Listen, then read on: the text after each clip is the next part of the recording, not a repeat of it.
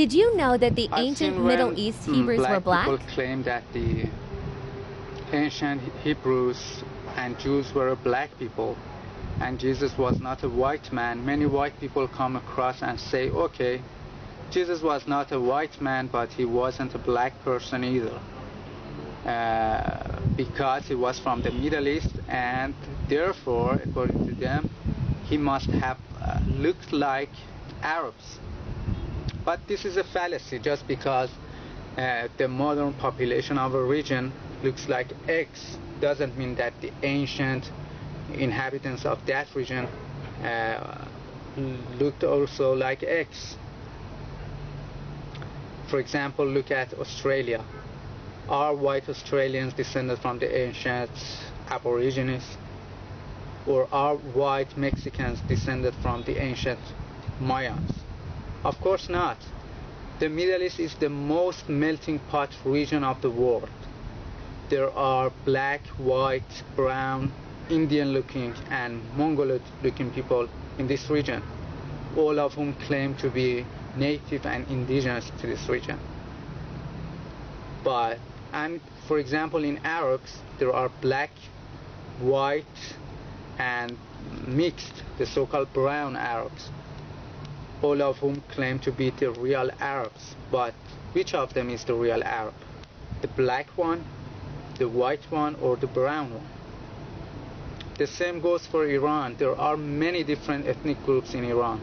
There are Mongoloid-looking Turkmens, there are Indian-looking Baluch, there are native blacks, there are white-looking Turks, there are mixed-looking Kurds and Lurs. Which of them is the true Iranian? And unlike what the believers of the Indo-European hoax claim, the white-looking people in this region are not descended from the ancient mythical Indo-Europeans. These people are mostly Turks or descended from Turks.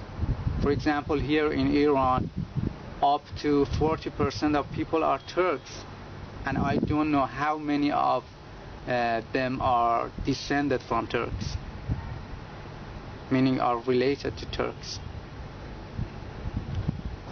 And the most white-looking people of Iran are mostly Turks, but there are also Russian, Georgian, and Armenian people too living in this region.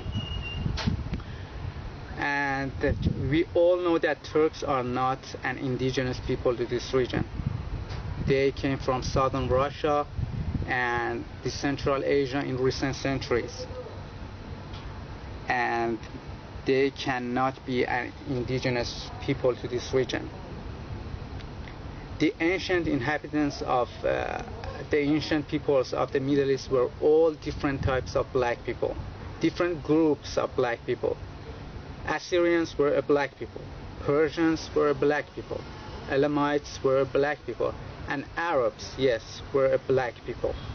That's why you see Assyrians have depicted themselves with curly hair, curly beard, and dreadlocks. That's why you see Persians have depicted themselves with curly hair and curly beard. And even there are many wall paintings found in Susa in which Persians have depicted themselves with black skin, have painted themselves with black skin. So therefore Persians were black people, not a so-called Indo-European. And I believe that Persians, Assyrians, Arabs, and all of the ancient inhabitants of the Middle East were an Ethiopian type of people, the so-called Semites, an Ethiopian type of people. People like the Somalis, like Ethiopians, like Eritreans, like Djiboutis, like dark-skinned Yemenis. You know, they weren't a white people. Why? Because the temperature here in this city goes up to 50 degrees Celsius in summers with a high intensity. and a UV index of 12.